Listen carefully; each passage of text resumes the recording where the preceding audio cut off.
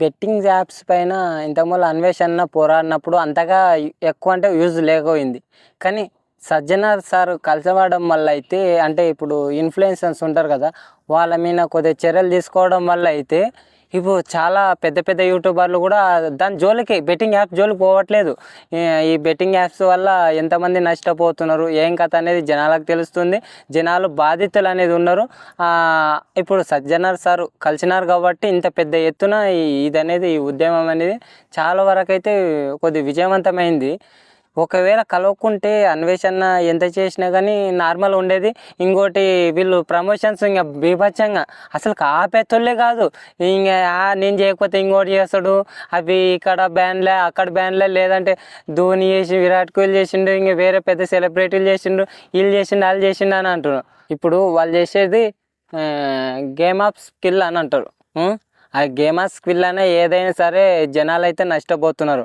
వాళ్ళు ఆ game of స్కిల్లో అది ఏదో తెలీదు. వాళ్ళు ఎవడో కొట్టే దాని గురించి వీళ్ళు వేయడము పోగొట్టుకోవడము అది కాదు. అవైనా కానీ చేయకూడదు. ఇంకోటి తెలుగు రాష్ట్రాలలో గేమ్ ఆఫ్ స్కిల్ కానీ గేమ్ ఆఫ్ ఛాన్స్ కానీ ఈ రెండు కానీ బ్యాన్ ఉండేవి. ఈ యాప్లు ప్రమోషన్స్ అయితే భారీగా చేసేవాళ్ళు.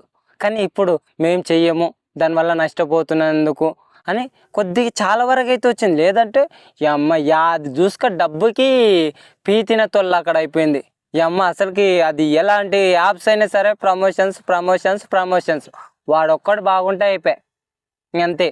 ఇప్పుడు ఇన్ఫ్లుయెన్సర్ అంతోడు నిన్ను ఎంతోమంది నమ్మి నీలాగా ఉండాలా లేదో నిన్ను ఇన్స్పైర్ అయ్యి వస్తారు. అలాంటి నువ్వే వాళ్ళని మోసం చేస్తే ఎలా? వాళ్ళు పిచ్చి గొర్రెల్లాగా గుడ్డిగా మాయన్న తోపు బాయక్క తోపు అంతా ఇంకా ఉంటారు.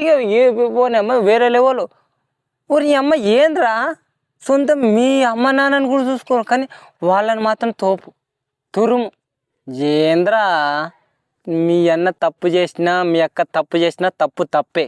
వాళ్ళు మా అన్న చేసినా వాళ్ళు చేస్తలేరు, మా అన్నని ఇట్టన్నాడు అవి పోటీలు కాదు. దీనివల్ల ఎంతమంది నష్టపోతుండ్రు. ఇంకా కొందరు అంటుండ్రు కొంతమంది పోయినా కొందరు గెలుపు చేస్తారు కదా అని. పోనీ ఏమో 100 మంది పోతున్నారు కదా ఇడా, నీకు ఒక్కడు బాగుపడ్డం కావాలనా?